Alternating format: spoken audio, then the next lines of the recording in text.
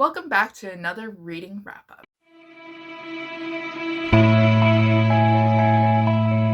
Hi guys, welcome back to the channel. Now, I know I've recently uploaded a weekly wrap up, but this is the weekly wrap up for the last week of December and also the second last week of December. So basically what happened is that I had a 2 week break, or I'm still having my 2 week break as I'm filming this, and I had some time on my hands to do reading. Not a lot because I had a lot of things going on at home and had to take care of, but there were some moments where I was able to binge read a lot of novellas and a lot of books. Specifically more novellas. Like I read 26 novellas in the span of 1.5 days. So yeah, that was intense reading and I really enjoyed it, and I'm thinking of making more recommendation videos for novellas because I tend to really enjoy short, quick, steamy reads, and I think a lot of my viewers would really appreciate those recommendations as well. But this December wrap up, I'm not going to be talking about all the novellas I read because it'll be boring, and lots of them were very bad. So we're going to only talk about the ones that I actually really enjoyed and I actually really liked, and as well as some of the physical books that the first physical book that I read, but I don't have with me right now because I'm too lazy to grab on my shelf, is called Husband Material by Emily Belden. Now, this book is I think you can classify it as a romantic contemporary novel, but it's more to do with women's fiction because it deals with a divorcee. Well, she's not really a divorcee because it deals with a girl who has recently become a widow. Her husband has died 3 years ago. She's still dealing with the grief and everything. She's trying to live a normal life. She's only 29 years old, so she's not that old, but she doesn't tell anybody that she is a widow because she doesn't want people to feel sorry for her. She just kind of wants to leave that life behind her, and she's dealing with grief and depression by herself. And it's not only until she finds her husband's ashes in front of her door. Like, it's been delivered to her door because the area where it's being kept has been in a fire. They saved all the urns. So now the ashes are being delivered to the next of kin or to like the next person in line. And so now she has to decide what she needs to do with the ashes. And she comes to a realization that it's been 3 years since her husband has died, but she's still not over it. And she's learning how to deal with the processes of getting over her grief and to deal with it in a healthy way, as opposed to ignoring it, pushing away the problem, and dealing it in unhealthy ways of like drinking and going out and just having fun and going on really bad dates and avoiding relationships in general. So it gets really wacky and kooky at times when interesting characters come into play, such as the late husband's mother, who is very controlling and manipulative, and her husband's best friend, who always wants to lend a hand and help out, and who might secretly be in love with her, and she has to learn about her emotions towards him as well, and also dealing with her ex-mother-in-law. So I really like the story. It's not as dark and depressing as it sounds because it was written in a very like light and fluffy way, but obviously it dealt with a lot of heavier issues, so it wasn't a very light and fluffy novel too. So I gave this book a 4 out of 5 stars. I really enjoyed it, and I recommend it to anybody who is interested in reading women's fiction. So the next book that I read, it's kind of weird because I found it on Kindle Unlimited and I was like, okay, you know what, I'll bite into it. I'll decide if I like it or not. And I was just reading it as a joke, but it's called It's Not PMS, It's You by Rich Amuchi. I think that's how you pronounce his name.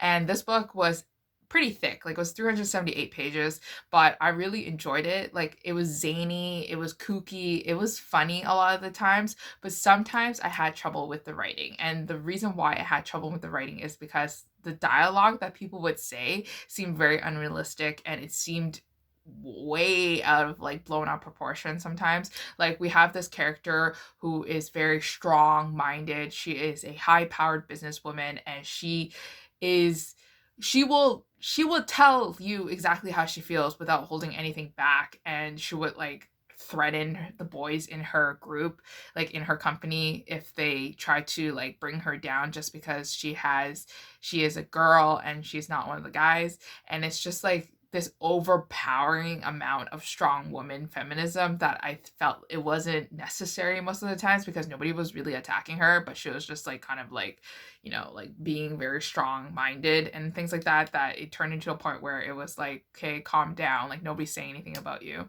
Then there was other moments where the guys were actually really rude to her, and that's well deserved. So that's like my take on her as a character. I didn't really like her, but I didn't also really hate her. So this story is about a girl who's like 45 years old. She's never been married. She's always been putting her career first because she doesn't want to ruin her career and her life by getting attached to someone, marrying someone, and having a child with them. It's only until she suffers a near-death experience that she realizes that she's going to die all alone, and she doesn't want that, and she wants to actually give herself a chance to fall in love. So she hatches out a business plan, like a plan to make herself fall in love and to go on a series of dates so that she can find the one. And she has like a list of criteria for the man, like has to be like financially well off, has to have a career on himself, and has to support her for all the things that she is trying to do with her career. And her best friend is helping her find this perfect man while she is also renovating her house. And the person that is renovating her house turns out to be very good looking, and he's very sweet, and he's very nice.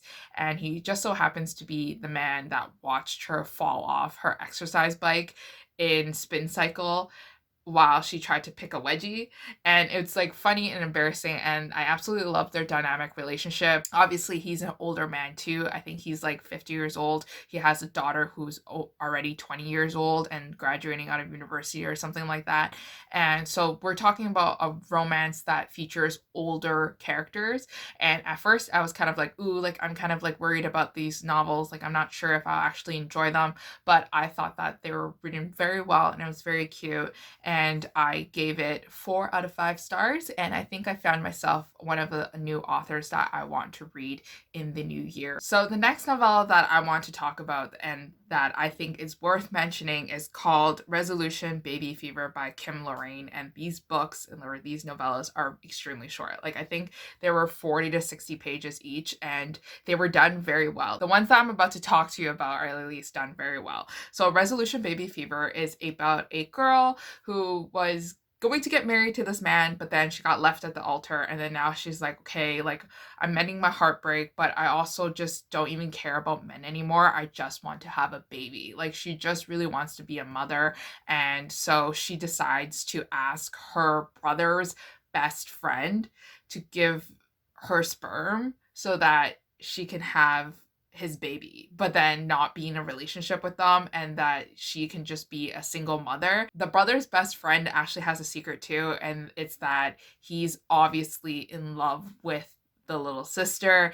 And then so he's really shocked when the little sister comes up to him on Christmas Eve or whatever the day it was and tells him that like, I want a baby and I want your sperm so that I can have your baby. And then he's like flabbergasted because he's like, I'm not doing that because I don't want you to be a single mother, because I want to be your husband and I want to be the father of your child, and I'm actually secretly in love with you, and if you take me, like we can get together and we could be married. And that was basically the whole premise of the story, and I really loved it. Like I thought it was like done really well, even though it was like 40 to 60 pages. Like it was spaced out perfectly, it was timed very well, it was hot, it was fun, and it was adorable, and I gave it 4 out of 5 stars. So the next novella worth mentioning is Santa's Naughty Elf by Tracy Lorraine.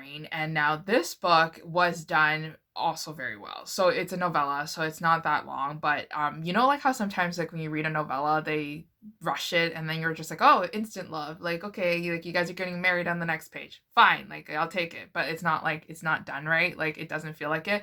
But then you read some novellas that kind of feel like there's a beginning, middle, and end, and it makes sense in terms of the story plotline. So this is exactly one of them. It's about this girl who is an assistant. She's an assistant to Scrooge himself. Like he doesn't care about the holidays, he doesn't care about Christmas, and he's grumpy and he's mean and he always treats her really poorly and really bad. And then it's to the point where she ends up quitting her job because she can't stand him anymore. And then he's like, yes, thank you so much for quitting your job, because now there's nothing that can hold me back from loving you and for taking care of you. But obviously miscommunication happens, and he ends up making himself seem like an ass, and she runs away, and then he has to beg and like make her believe that he's actually in love with her, and I really enjoyed the story, and I think I actually ended up crying a little bit because of it. So I highly recommend this author and this novella. So the last novella that I want to talk about is called Santa's Special Delivery by Sierra Hill. Now, I've read a couple of Sierra Hill's novellas before in the beginning of this year, and I realized that she's a really good author. Like, she writes really good stories, and I can't wait to read a lot more of her titles in the next year and coming over, because she is definitely an author worth following. So Santa's Special Delivery follows this girl who is an orphan, and she has grown in the foster care system. She's grown in a foster care family that was really supportive and really loving of her, like in her teenage years. But before that, she was kind of stuck alone in the orphanage, and she didn't really have that great of a childhood. So in return, when she grows up, or right now, in return, she wants to give back to the community every single Christmas. So she's asking for Christmas donations and Christmas gifts and Christmas things like that. So she and her friend are working towards raising things for charity during the Christmas time. And she accidentally puts the wrong address down for her deliveries, so that like when companies donate the gifts, she put the wrong address down, and it ended up being donated to her neighbor. And her neighbor is this elderly man who is ridden with cancer, and he's not living a great life. And his grandson, who is the Scrooge, is taking care of him. Like, his grandson absolutely loves like his grandpa, and he wants the best for him, because he was the one that was, he's the only family member he has left. But he's very cold, and he's very cold-hearted, because like things are not going the way that he wants it to. Like, for example, he's working long hours as a lawyer, his grandpa's dying, and now there's a lot of packages showing up in his house, and he's like, what the heck is happening? And when he meets this girl, he's kind of like taken by surprise about how Christmas cheer she is, like how hopeful she is, and how cheerful she is, and how sweet she is. And he's kind of like defrosting, and he's becoming a nicer man because of it. His grandfather's condition worsens, and he realizes that he's losing focus on important things, and he's having love distract him. So he pushes her away, and she's hurt by it, obviously. And it's just this very angsty novella that I really loved. And I don't want to spoil it for you guys, but definitely go check this one out. I highly recommend it. And this one, I actually cried. At least that's why I wrote in my review. But like, there were tears streaming in my eyes because it was just so cute.